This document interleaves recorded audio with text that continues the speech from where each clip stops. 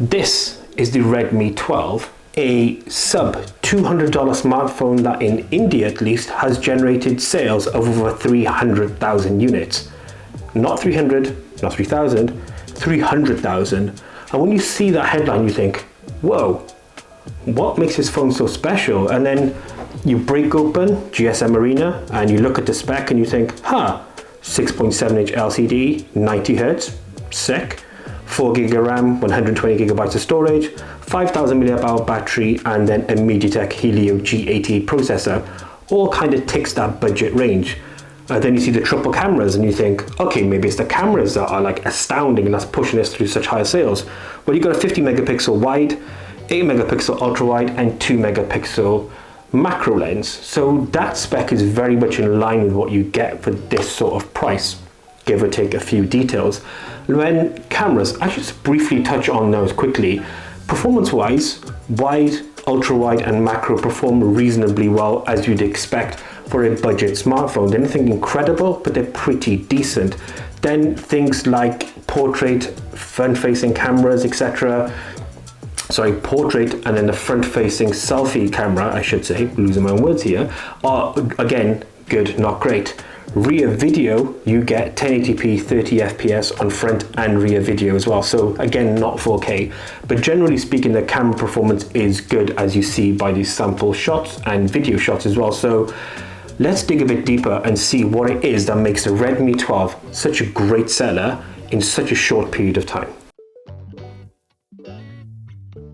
So this is your Redmi 12 fully set up, and this is the front display. We've set it up in the traditional sense. You swipe left, you've got your main screen, swipe right, you've got your applications. Obviously you can customize and edit these as you please. If you pop into settings, pop into display, and then you'll see the refresh rate is set at 90 Hz as well. So there you go. And then if you to demonstrate that, you can see how that looks up and down. It is nice and smooth, and it's a nice option to have if you've never had a 90 Hz or a high refresh rate screen. This is a massive win-win. And then here you have all your customization options. You've got your themes, your wallpapers, your notifications, your sounds displays. You can edit this, you can add in launchers, wherever you feel necessary to make this your own, you can do. And it's pretty easily laid out. So swipe right, you've got your second part of the screen, swipe left, you've got the other part of the screen, then you swipe across, you've got your Google News feed.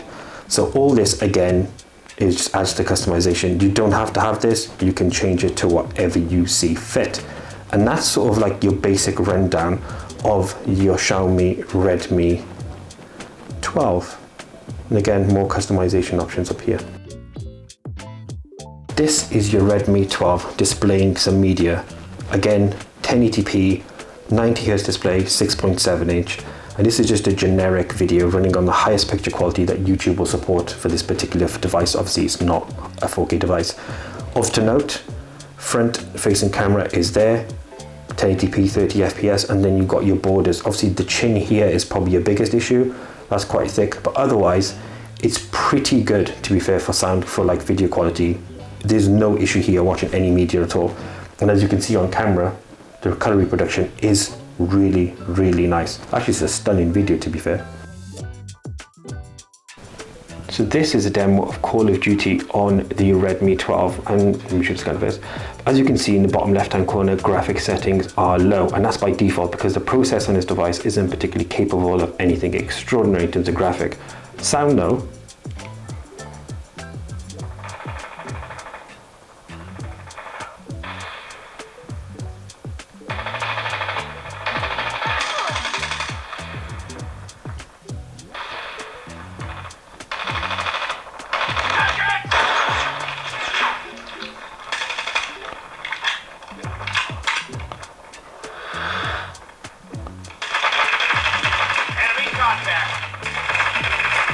oh my god, I'm so bad.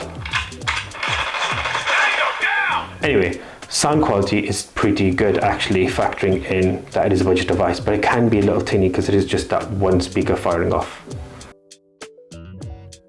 So what are final impressions of the Redmi 12? Well, first of all, fit, feel and finish wise, it's pretty good. I mean, it is plastic, but it feels nice in the hand. It's easy to use, it's easy to get around, and it's reasonably well built. Has some cool features as well, like you got the 3.5mm headphone jack.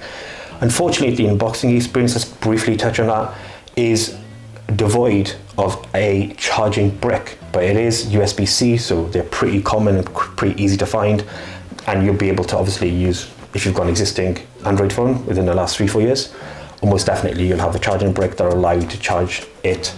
Here is 18 watts max, which again is fine because this is a budget phone.